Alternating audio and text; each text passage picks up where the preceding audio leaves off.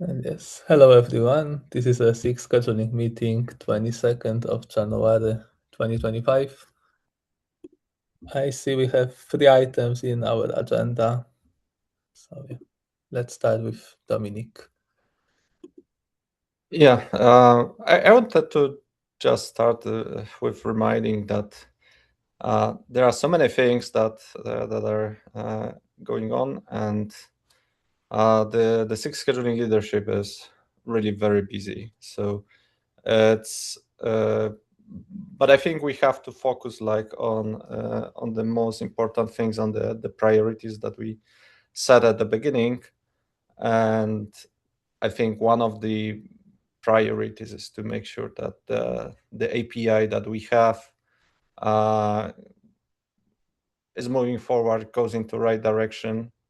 I know we have several concerns around that, and we will have more contributors like Matt, who joined today, that he can devote the time on clarifying those, leading the discussions, because the time of the SIG leads is simply very limited. But we know that those are discussions that are really needed, and we have identified at least like small thing that, well, not a small, but a thing that we should have in 136.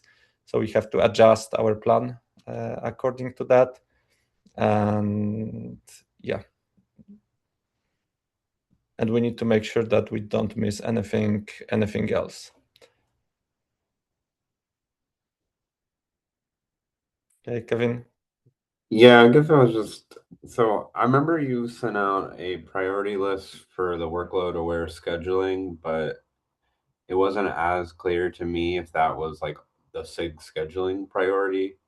It might be helpful because I know there are other like DRA related KEPs outside of that one. So I guess it isn't like maybe like if there was a prioritized list for SIG scheduling, that might be helpful to kind of know if people's items are on the SIG scheduling radar. I think we can share the list.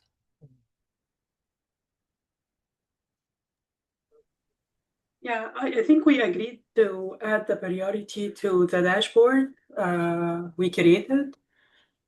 I'm not sure if this got updated or not.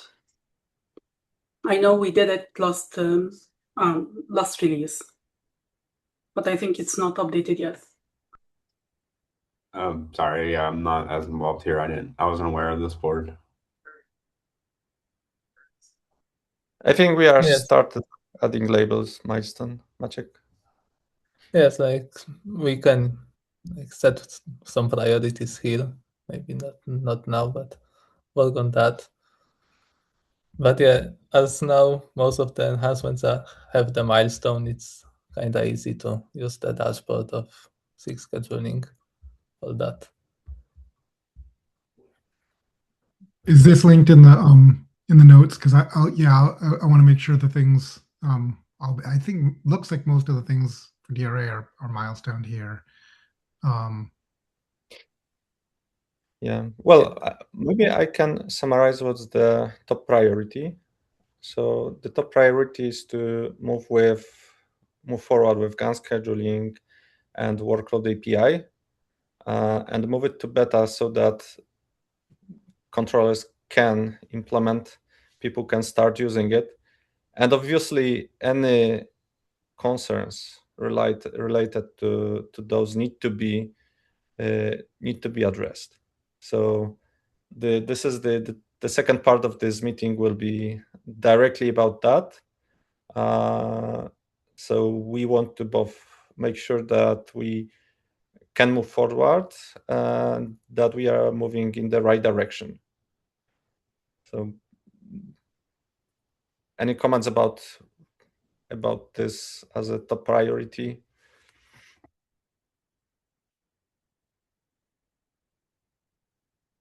At the same time, we are implementing very like a lot of changes in Kube Scheduler. these are really the biggest number of changes that we ever probably we ever made. There are many people involved in it, so unfortunately the time is limited, but the number of contributors is growing, number of reviewers, and again I can mention Matt to focus on the API, and yeah.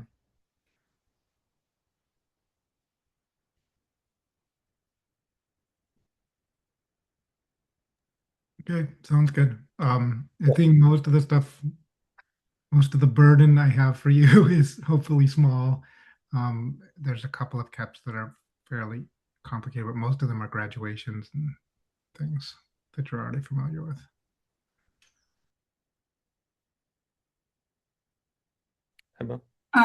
So I just have a clarification here. Does this mean that Matt will be the owner for the workload API work in general related to any changes, any modification, and the integration as well? And does this mean that we should find something else to to work on until the author for this work stream has something to discuss together, how this will go? Because I was somehow working on some of these stuff, so I just wanted to make sure that how we can collaborate together. So I wouldn't call myself an owner here. I just joined the team, although I had some experience in Kubernetes before. I came back from 1 year paternity leave 2 weeks ago, and congratulations. Thank you. Yeah, that's the third baby, so it's intense now. But but anyway, yeah, I'm focusing on workload over scheduling, and I'm trying to. I would say my main goal is to drive the alignment, right? So I see we have probably different visions in community around how this API should evolve and how it should support the real life use cases, the real workload. So I would say my mission first is to find this alignment here, so we can unblock with 136. Ideally, we could get something promoted, we could get the workload API promoted to beta. And we'll be discussing this later. But that requires ensuring that we believe in the current API, in its stability and ability to evolve in future in backward compatible way to support everything we need, and also that people implementing the control integrations will know what to do, and we all agree on that. So yeah, I would say that's my mission for now. Yeah. And I think we need to simply understand whether we need to diverge from the vision and from the approach that we have. Whether there are gaps, then obviously yes. Regarding leadership time constraints, I think this is the way that we want to address this time constraint.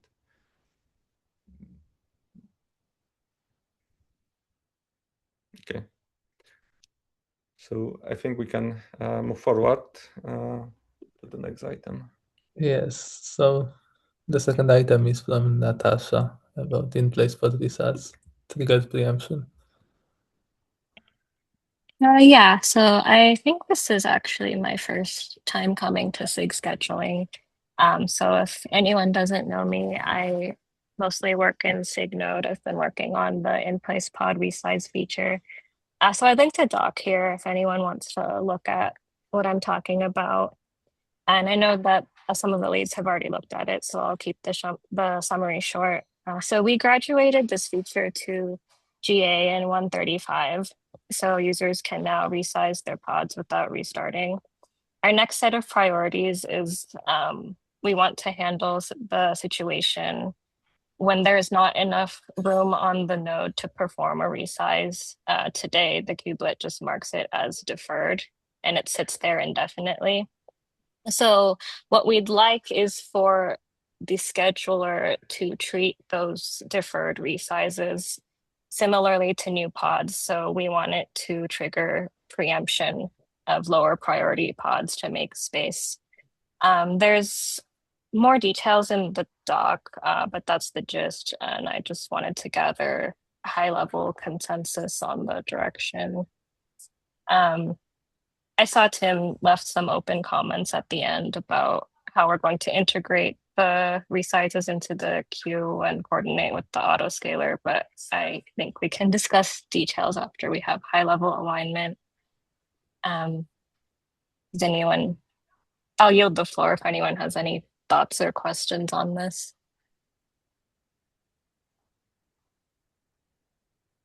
So I think we can start from overall, like understanding the idea.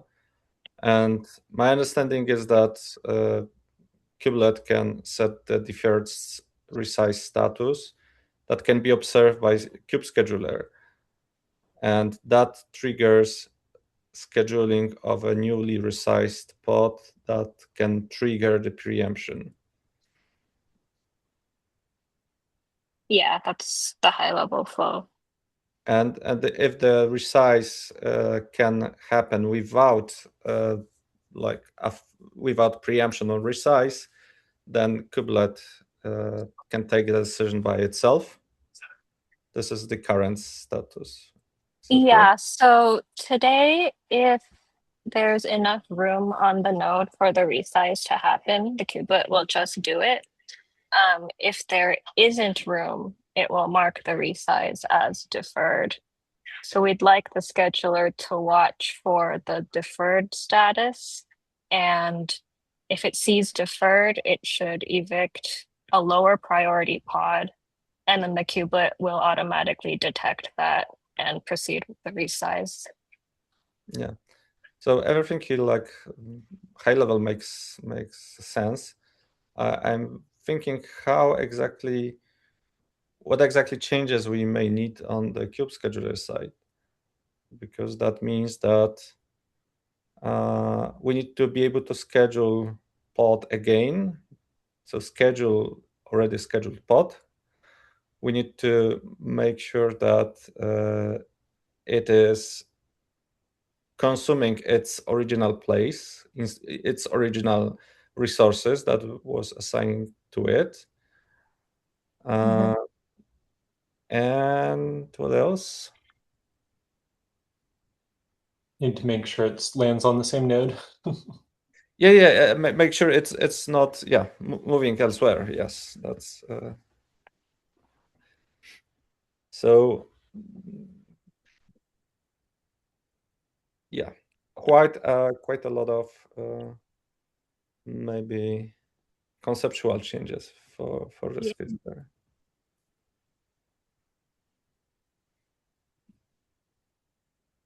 Okay, so do you have any like more details, thoughts how exactly it could be implemented?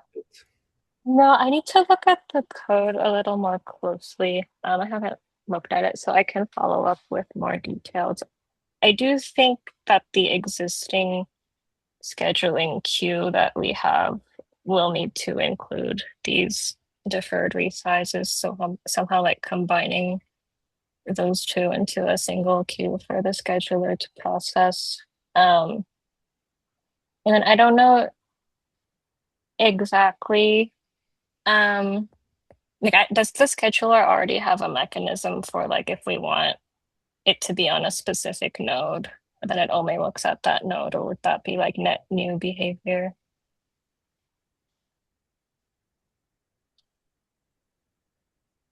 Well, we could say we are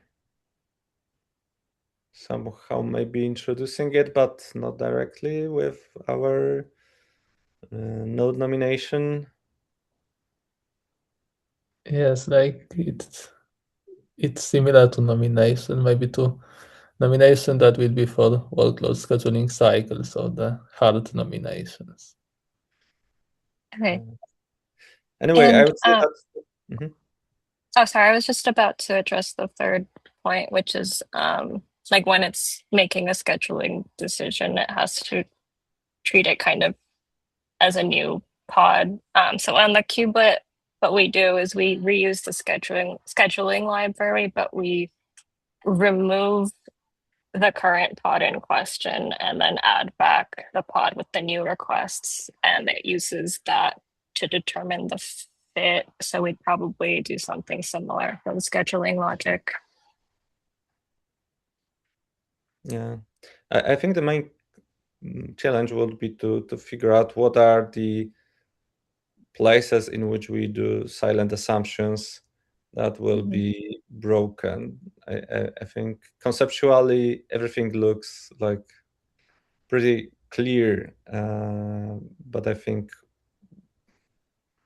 that would be the biggest challenge. So Okay, let me go through the code a little bit deeper, and I can write something up about where I think all the changes need to happen. yes, definitely. All right. So yeah, regarding the what we said at the beginning, the time constraints is a big issue in 136, but I believe we should like definitely try to do something here. Definitely consider the use case and make it a part of our thinking about the future. Maybe 136, but yeah, that's very hard. I understand. If we can't make it in 136, we can discuss 137 or figure out what we want to do. Maciek, any? Yes, like let's see, because for workload scheduling, workload ever scheduling will like need to refactor the whole scheduling logic. So introducing additionally, yet another change in the like scheduling phase might be right, too which might disruptive. conflict with the changes that we are doing now.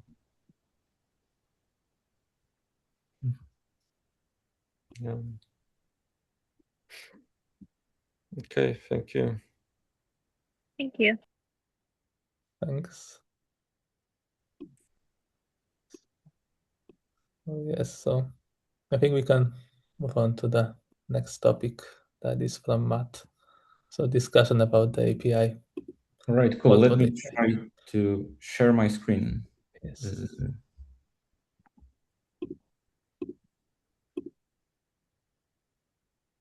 Okay, can you see it? Maybe let me make it bigger. Okay, can you see it? Or like, sorry, I'm not very familiar with Zoom. Yes, I can see it. Okay, perfect. All right, so I think probably we'll need more time than just this meeting to go through over all of this. Especially, it's not only this document, but there are also other documents by Heba, by Andre, and others. But ideally, we would like do 4 things today. So the first one is we would go over like very shortly over this proposal and see what we are proposing for 136 and what is the vision for the future. I would also like Heba or someone to give a summary of the other proposals that we have to make sure we all understand them, and probably we won't be able to find like consensus now, like which way we go or like which part from which design we believe we should pick in the final solution. But what I really hope is that, as far as I understand, those 2 designs, they actually align up to 136. So the vision is very similar. It's like extracting this pod group to runtime, and probably that just some renaming in the workflow. So very, very small changes, right? And I hope on that we actually can agree and unblock like the work for 136. And then I would also like, if we have time, to understand where are we with POCs for the controller integrations, and check whether like we can do something for 136, assuming this very simple flat API that we have that has a lot of concerns, has a lot of limitations, but I still believe we can support some like very simple cases. All right, if that makes sense, I will just start with the first thing, which is the summary of this proposal.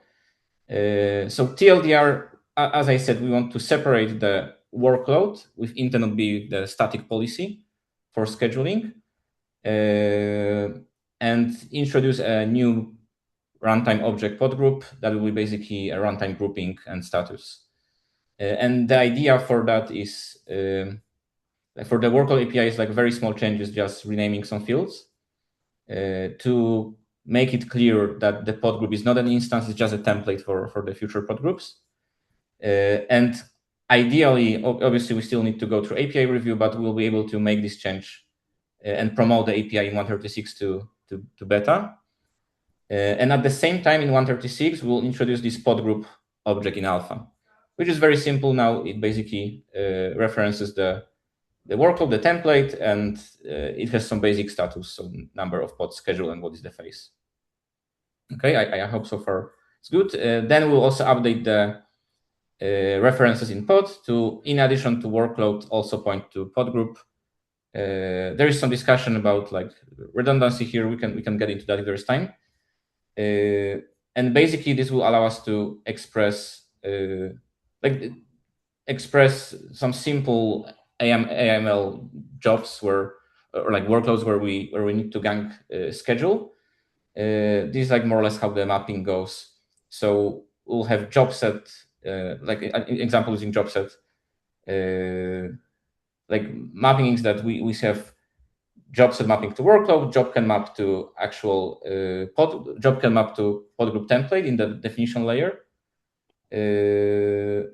And in the runtime, we'll have pod groups matching to actual instances of jobs.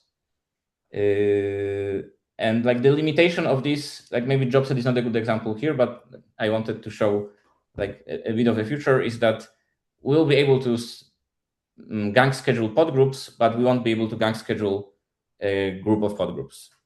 Okay, like we'll get to how we can improve on that in the part 2. But still like gives a lot of benefits. Like we have this clear separation. Lifecycle now gets easier and it will get even better. The potential scalability concerns with having like one big workload object with box status that needs to be updated very often, and also it needs to host like the instances of all the pod groups and may hit the SE scalability limits, like basically the size of 1.5 megabyte. And we have like also some better runtime grouping, like some better reference from pod to actual grouping unit. And as I said, like we will try to make these very simple changes to workload object in like while we promote to beta, and we'll introduce this pod group in alpha. And what is important, I know we have some POCs and already like work in progress for controller integration. So for 136, hopefully this wouldn't change anything. For the simple cases that we know how to support, and there is like clarity on that. Because they don't have to use the pod group in 136.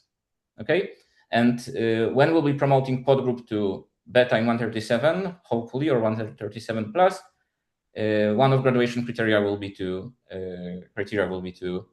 update the controller code to actually start creating the pods, but that's like 137. So for 136, actually, I hope it's very simple change to work with API, and controllers, the ones that are clear, should stay exactly the same.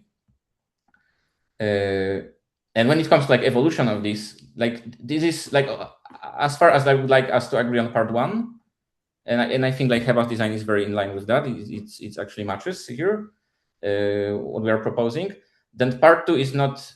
I'm not proposing anything specific here. Like I'm not looking for final solution or final answers, right? The main idea is to show that we can evolve this API to support more complex cases in a backward compatible way, right? And whether we do what we are proposing here or we go with the solutions proposed in other docs, I believe all of them are still possible in a backward compatible way, which means we can promote the API to beta, right? Because for me, promoting to beta is about API stability, ensuring that we lock on API in a way that future updates will be backward compatible.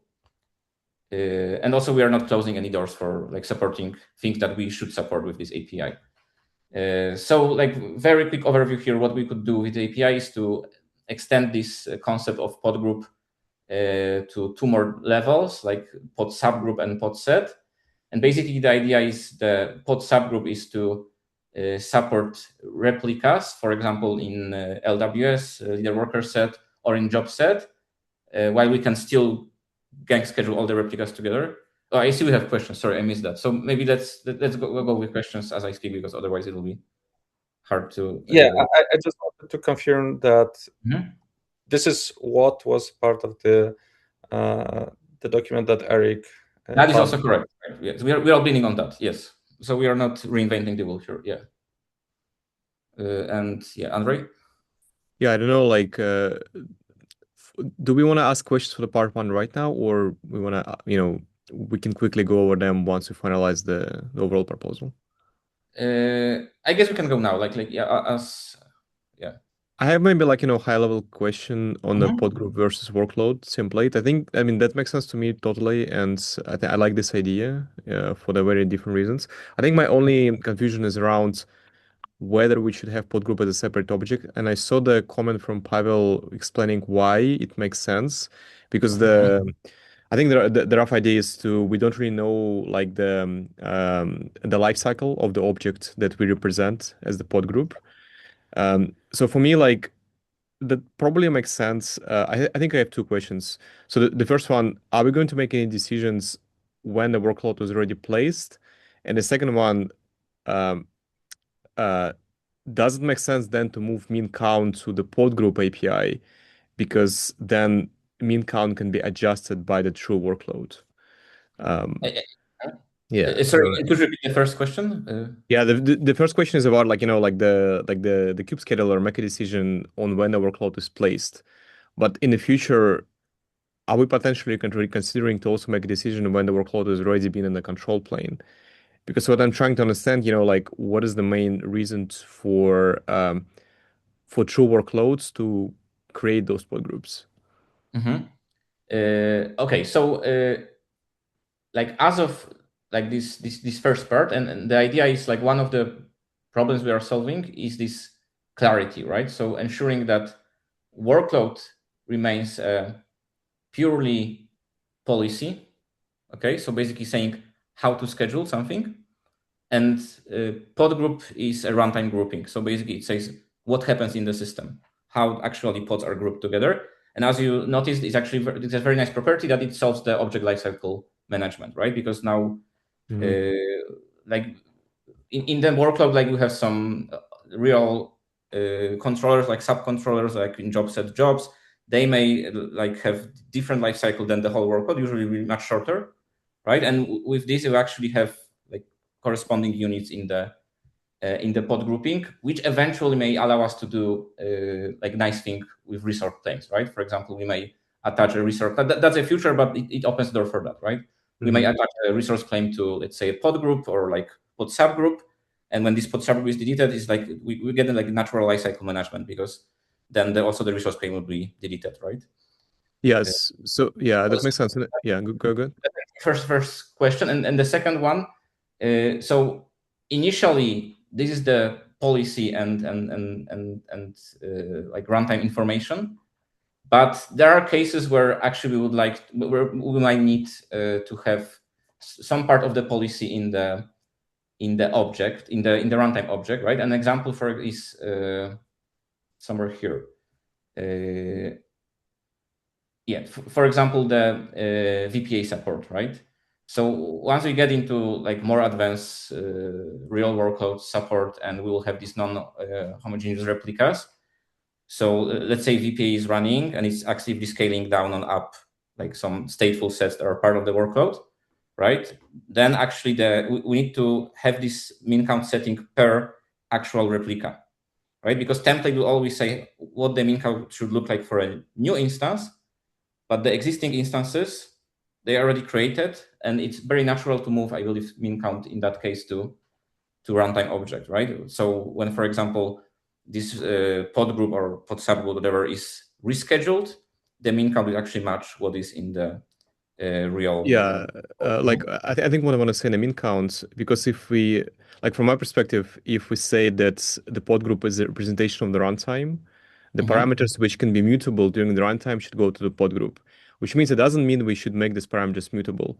Like, and then I think there is some discussion around maybe in a elastic use case. Like other discussion. Yeah. There is like a lot of discussions. That's why I believe it's impossible for us to get agreement on the final vision now. Okay. But I really hope we can get agreement on the part one, and by like discussing these cases, we can show that there is a way to actually like evolve this API, right? To support all the cases. We just need to get like we need to start like probably it'll be hard to prove, but ideally we will convince everyone that it's possible, and that will give us enough confidence to promote this API to beta. Okay, so where were we? I have a comment. So we currently even don't know what would it mean to change the min count. Currently, it's used for initial scheduling. Yeah. If we decided to make it mutable, we would have to like have a cap, define what does it mean to change it. That will be probably very tightly related to the concept of rescheduling, which we currently cannot tackle yet. We are simply not there yet. I think what I want to say from my perspective, if we want to have a pod group as a separate object, we should remove min count from the workload API completely. I think this is my point here. We should not have min count on a workload API. Like I actually can agree with that, right? Because workload is the policy. It says how, for example, the new instances of pod groups should be scheduled, right? Yep, exactly. Yeah, I want to say the same. Yeah. So we're like we still need it somewhere, right? Like for example, the new instance of pod groups. I mean, in that case, it should stay there. But I believe I can see like the case, for example, with vertical pod auto scaling. Sorry, with horizontal pod auto scaling. Probably I used the wrong acronym there. Yeah. It should be horizontal, obviously. Basically, like changing the number of pods in some pod group, right? Or like some real workload, like stateful set. Let me update this. The same problem like having min count and pod template. Well, not min count, but. But anyway, like I don't think we'll have time to like go over all these cases now. Do we have still some hands? No. Okay, so let me just like real quick take you through the other parts. So one is like extending this like flat structure of pod groups. All right, I do. Yeah. The one thing that min count moving from workload to pod group, if we do decide that, that does effectively make the workload API, like we won't be able to promote the workload API to beta. Because like then we were removing the field from like because like if pod, I mean that's the only issue there is I was thinking kind of going with Eric's proposal of like the workload and you have the inline pod groups and you can specify that information there for like simple gang scheduling cases, and then like DRA and topology aware and subgroups can be more focused in the alpha with pod groups. But if we do want the min count going from the workload to the pod group, then I don't know if anyone should start trying to use the the workload object for gang scheduling then. Yeah, but like, so maybe let's continue the discussion on the doc. Personally, I don't think we should move it. I think it should stay there. And I see cases where it can also be present on pod group, right? Where we have these non homogeneous replicas. All right, so basically we are expanding the hierarchy here. There will be pod group, pod subgroup, pod set. The idea is like pod group is like global grouping of other groups. For example, it can represent a job set, where pod subgroup is like job in job set, and it might be replicated. So we can have like multiple workers. And pod set represents homogeneous group of pods, right? That's the idea here. Then like we need to also like change the scheduling policy, because currently the pod group acts as an actual group of pods, and gang with min count makes sense there. But long term, I think like we already know that min count only makes sense when we're talking about pods, right? When we are talking about gang scheduling other groups, then what makes sense is either you gang schedule or like all at once, or basically schedule any of them, right? One by one. so like that's the idea here. So basically, the doc also says how to do that in a backward compatible way to have these like different levels of policies for different for groups and different for actual pods. There is also some idea about how to like make the API flexible, because this is very verbose if we were to always express all the pod groups, pod subgroups, and pod sets. And we also should think about, like, once we introduce this hierarchy of templates, how we should map that to the runtime objects. So we can either go with pod group with some role, or we can have different distinct objects, different kinds for every type. This is like to be discussed and decided. And here are like some examples of what can we do with this API, and like how those different decisions can actually map to how these different options compare to each other, because they have some other there are other things we need to consider here, like for example, number of objects and scalability, etc. As I said, like the idea, like the idea behind pod subgroup is that it can represent replicas of, for example, the same job. So we can add some replica index there to make the mapping clear. Yeah, here's some like mapping diagram with some example of what can we do with the API. And like further, we can extend that with adding some topology constraints, or probably integrating with the array. Obviously, this requires like more designs. Like for topology, we already have some cap open. For the array, we need to like probably more like think about that more. And yeah, like one thing that much already covered is sorry, like that Dominic already covered is the mutability of min count. So we start with very simple assumption that everything is immutable in the workload.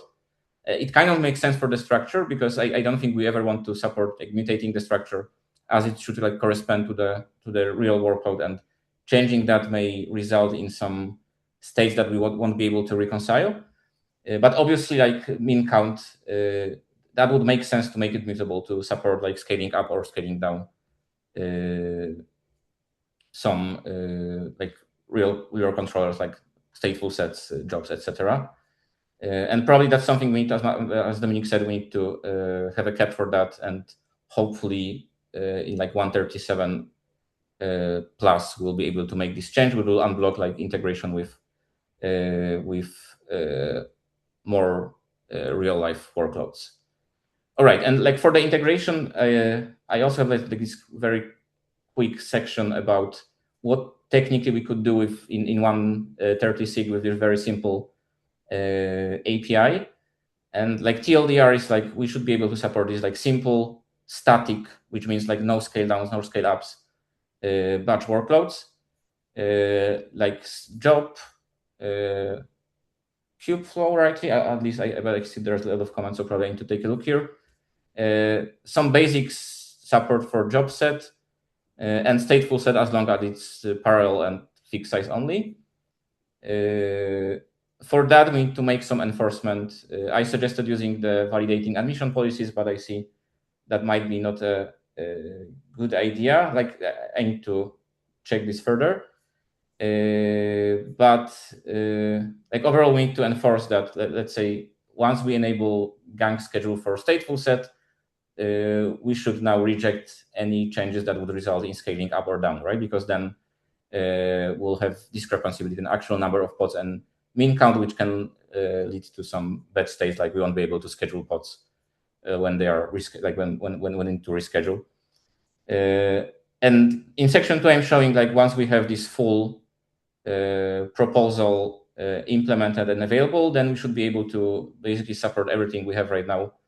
Or that is what was discussed in HEPA's docs, and yeah, it was discussed in other docs, like job set, like leader worker set, etc. So yeah, probably we don't have time to go over this, but that's a TLDR summary. Kevin, there is a question. Yeah, I guess what's a little unclear to me is we say like a workload is a static policy, and then the controller is responsible for creating the pod groups.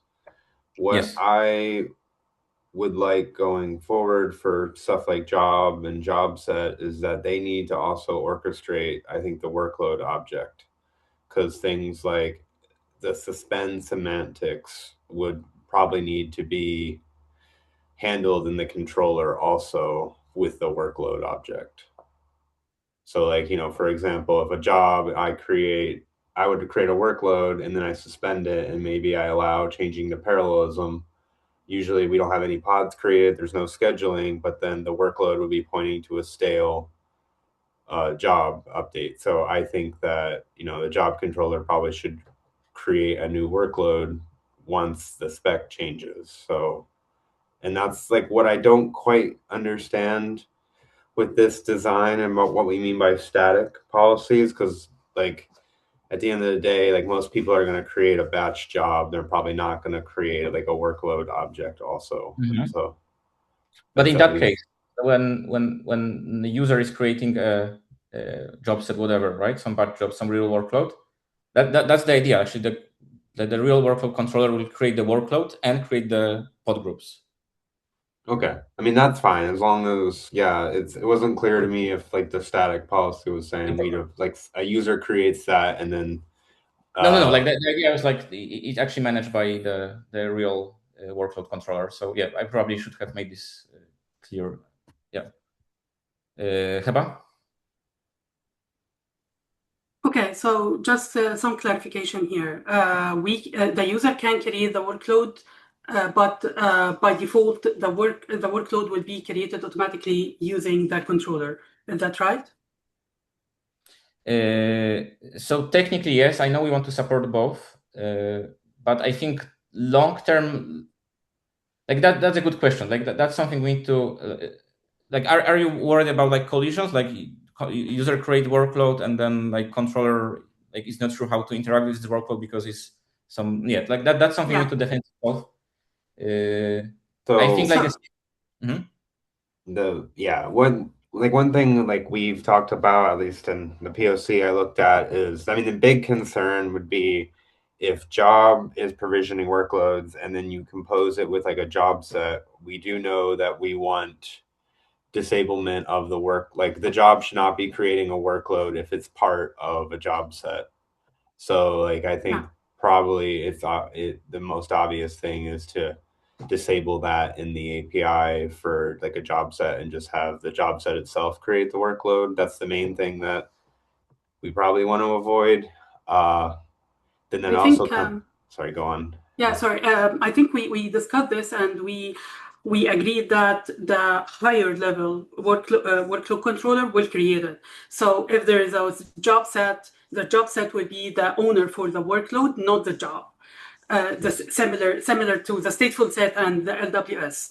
LWS will be the owner, not the stateful set. And the controller in job and job set should support this, like should check if there is, like owner for the workload or the workload has been created already by any other one, we will not create. We will just have one workload. Do we agree, Matt? Okay, perfect. Yes, I agree on that. Like totally. Like we need this assumption, right? There should be like one workload object for like the real work control, like real workload, right? And in case of this like more complex, it should point to the root of the hierarchy. So either job set or like LWS. Yes, totally. So like I think there is still a value in like at least at this point, right? In user being able to create workload, this will be very helpful. Like now, like in 136, if we want to test something, try it out, etc. But like we need to figure out like what to do with long term, right? Maybe a solution is like to restrict that and like only rely on automatic creation and management because that solves some problems. But like let's discuss that, right? I guess like luckily it's a decision for 137 plus, right? Because cool. Like we definitely should get back to that, but yeah, probably we won't have time now. All right, so if there are no more questions, Heba, do you want to do like a quick overview, or I'm not sure we will have time because we have only 13 minutes left.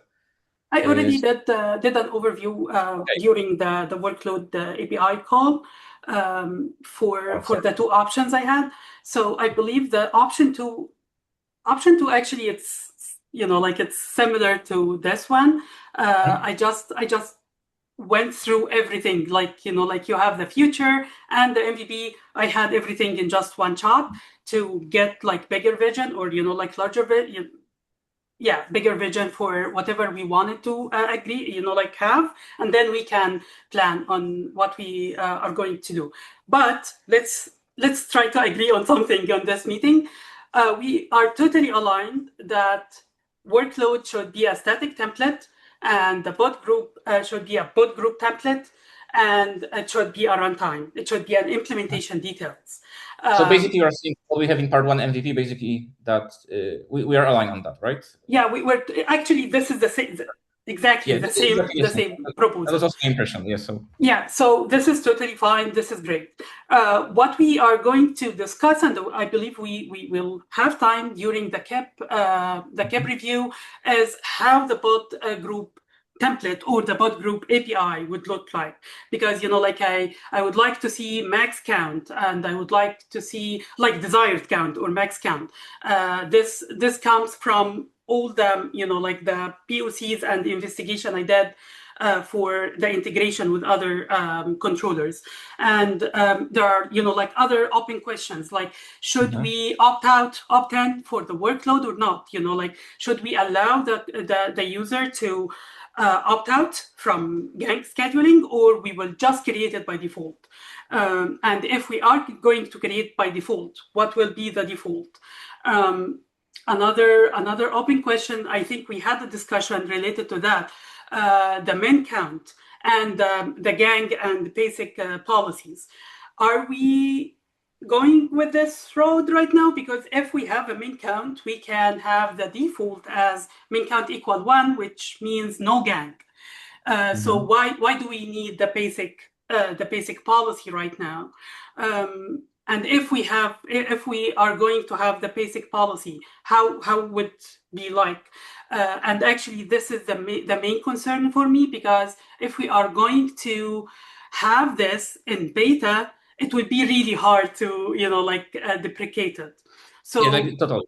Yeah, that's why it's important for us to align on the future. Yeah, because otherwise we cannot really promote to beta, right? Beta is again stability. So let's list everything we agreed on. We agreed on workload is a static template. We will not have status so far on this. It will be like priority class or the storage class. This is totally fine. The only thing that will be changed in the workload for now is the pod group to be a pod group template. And the pod group template will be a separate API that we will introduce. The pod group will be a runtime. This is and the owner for these two will be the true workload. Yes. Perfect. And the workload, whether the user will be able to create it or not, I'm totally with creating it, because otherwise we don't have any other way for the customer to customize the requirement.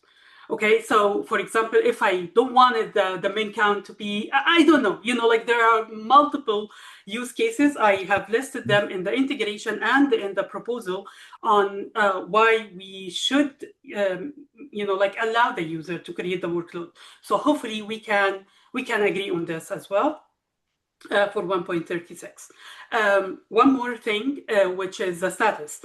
Are we going to move all the status to the pod group now, or the workload will have like overview or summary status? So I think, Dominic, correct me if I'm wrong, but the workload doesn't have status right now, right? In the current version of the... It doesn't have. Okay. It doesn't have because for different feature. Yes, I was actually I was working on the status, and this is why I knew it would be very complicated. And actually, this is why I started to think about, okay, we need the pod group to be an API. So I believe the status belongs in the pod group, right? Because that's the runtime. That's what is happening in the system. Exactly. So the pod group will have the status. One more thing for the DRA, because we are blocking the DRA right now. Are we going to have the DRA integration on the pod group level or the working group level? So to be honest, like DRA is something I need to dig more deeply into. Probably John can has more thoughts here. Yeah, my proposal was to have it in the podgroup level. And if we wanted to, like go hierarchy, like one more hierarchy for the podgroup, we can discuss this actually, and like have the resource, the DRA, like on another level, on a second level as well. But I believe it makes sense to have it in the podgroup, but we need to think about what if we need just one resource claim for the whole like workload. How can we support this? So I just opened this discussion because there is another work stream for DRA integration with the workload, and we don't want it to pluck them as well. Sorry. So Sorry to interrupt. May I clarify one point? Do we want to agree that the values that can be changed during the runtime should go to the pod group, and the values we should be kind of like pre-configured before workload is being created should go to the class object? Because then I think it might be easier for us to understand where values should go to. I didn't get your point. Like the thing is, like what we say right now, pod groups is something we should present on the runtime. For example, when I submit a job, when I suspend it, there are some lifecycle changes happening with the workload. Similar what I can do with some more complex workloads like workflows, for example, right, or inference pipelines. So if something can happen during the lifetime of the single resource, should go to the pod group. But if something which can be pre-configured before actual resource being created, like for example, I always know that all of my jobs should be gang scheduled, all of my pods within my job. It should go to the class object. So then I think it might be easier for us to understand where the API should leave to. Like one of the idea, because if we follow this, like again, as I mentioned before, min count should not go towards workload class.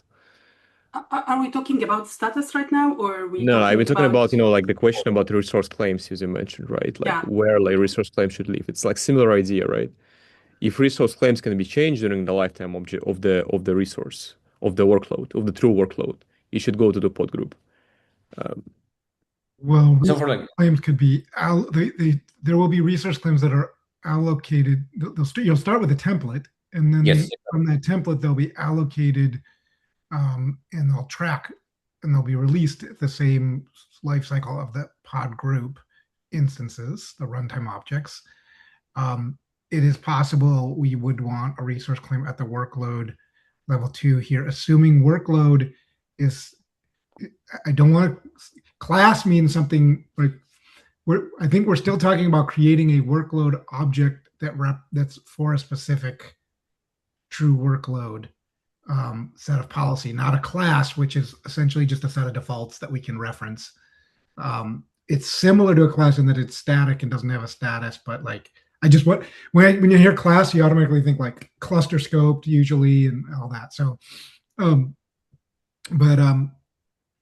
think that we'll take it step by step. Like that's a separate cap.